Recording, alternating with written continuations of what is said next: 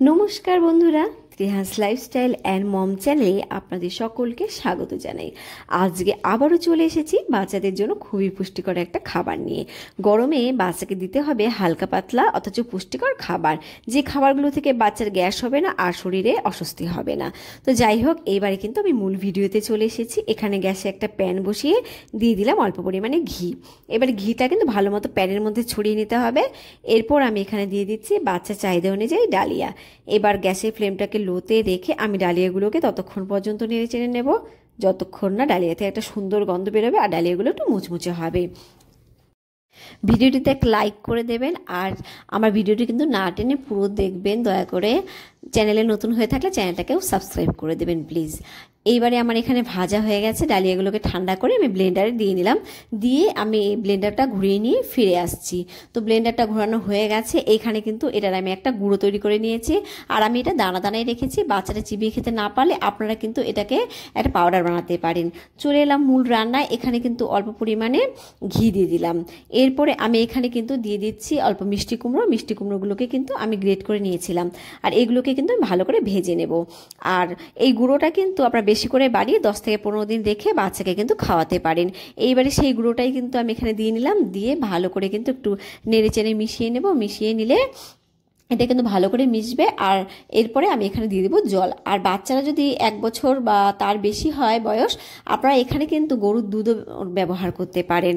আর মিষ্টি কুমড়ো কিন্তু বাচ্চাদের জন্য খুবই একটা পুষ্টিকর খাবার। মিষ্টি কুমড়োতে রয়েছে ভিটামিন এ, রয়েছে ভিটামিন সি, ভিটামিন ই, এছাড়া রয়েছে ক্যালসিয়াম, ম্যাগনেসিয়াম, রয়েছে ফসফরাস এবং ফাইবার, যা শিশুর বৃদ্ধি বিকাশে সাহায্য করে, হাড় মজবুত করতে সাহায্য করে, দৃষ্টিশক্তি উন্নত করতেও সাহায্য করে। বাচ্চাদের যদি বদহজম বা গ্যাসের সমস্যা থাকে সেটা দূর করতেও কিন্তু মিষ্টি কুমড়ো সাহায্য করে। এইবারে কিন্তু ভালো করে মিশিয়ে নিচ্ছি যাতে কোনো রকম লাম্পস না থাকে। বাচ্চাদের জন্য ডালিয়া একটা অত্যন্ত পুষ্টিকর খাবার, যা তাদের শারীরিক বৃদ্ধি ও বিকাশে সাহায্য করে। বাচ্চাদের পেট ভরার খাবার হিসাবে ডালিয়ার থেকে ভালো কিন্তু কিছুই হতে পারে না।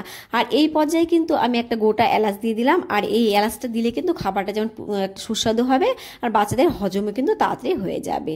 তো যাই হোক, ওইদিকে খাবারটা তৈরি হচ্ছে। আর এখানে কিন্তু আমি 2টো খেজুর নিয়ে নিলাম, আর নিয়ে নিচ্ছি কিশমিশ। আর এগুলোকে কিন্তু আমি গরম জল দিয়ে 1 ঘন্টার মতো ভিজিয়ে রেখেছিলাম। আর কোনো রকম বাদাম কিন্তু আমি এখানে ব্যবহার করিনি, কারণ গরমে বাদাম খেলে অনেক সময় কিন্তু বাচ্চাদের গ্যাস হতে পারে। আর গরমে এমন সব খাবার খাওয়াতে হবে যেসব খাবারগুলো বাচ্চারা সহজে হজম করতে পারে এবং অস্বস্তি না হয়।